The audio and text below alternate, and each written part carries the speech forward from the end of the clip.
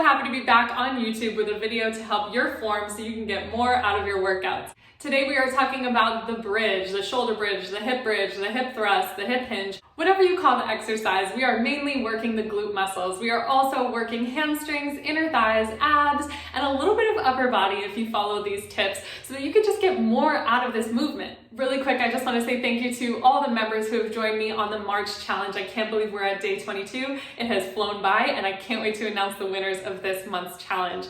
Make sure to join me in April for another challenge that I will announce soon. I can't wait to have you guys for another month of amazing workouts. All right, you guys, as always, you know we are about to get into the nitty-gritty details. This is a really simple exercise, but let me let you in on a little Pilates secret.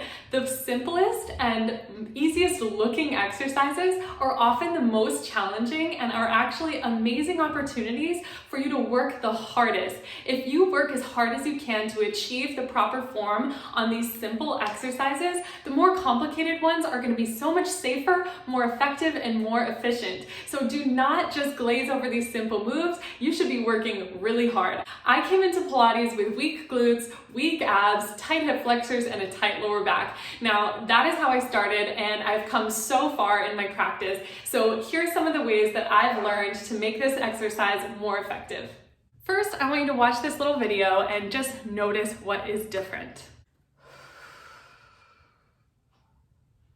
Because most people learn faster with a visual representation, that's why I wanted to play the video first. But remember, everyone's gonna look different doing this exercise. So I wanna give you the verbal cues that I like to think about when I do this exercise to help position my bones in the right position so that the right muscles fire and you get the most out of the bridge. The way I want you to set yourself up for this exercise is to think about the places that we're stabilizing from and the places we're trying to mobilize. The place on our body that we want to have the greatest range is the pelvis, the greatest range of motion and the most mobility. So stabilizing our upper body and our feet into the mat are going to help us to find the most effective path for our hips to make sure the right muscles are firing. The first thing I want you to think about is your neck and head position.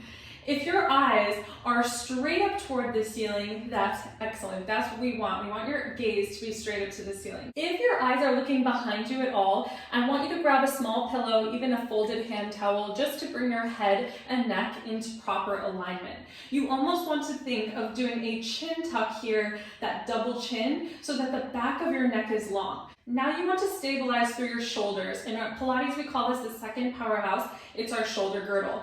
The most effective way to achieve that is to first slide your fingers downward gently. Now, I don't want you to jam your fingers down and pin your shoulder blades into your back. That's not going to feel good. We just want to feel them glide down gently and then press your upper arm into the mat firmly. Not so much your wrist. I want you to think about flat wrists and long arm, but mostly press the mat down from your triceps and your upper back.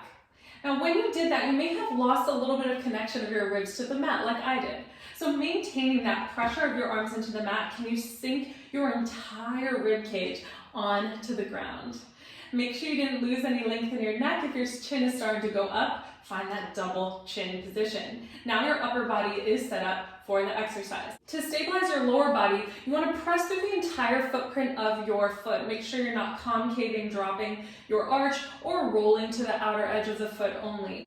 You also want to think about an imaginary tennis ball between your knees and between your ankles. Don't allow your thighs to abduct on these bridges.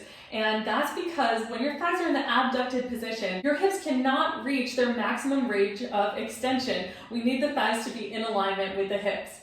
Now you are ready to go. You have the stabilized base to mobilize your pelvis in the most effective way possible. Let's lift the hips. Press your hips up. Now, if you roll up or hinge up, it actually doesn't matter. I just want you to notice the position you're getting to at the end. That's your end range. It's actually the most important part of this bridge. You're hugging your legs toward an imaginary ball. Make sure your thighs don't abduct.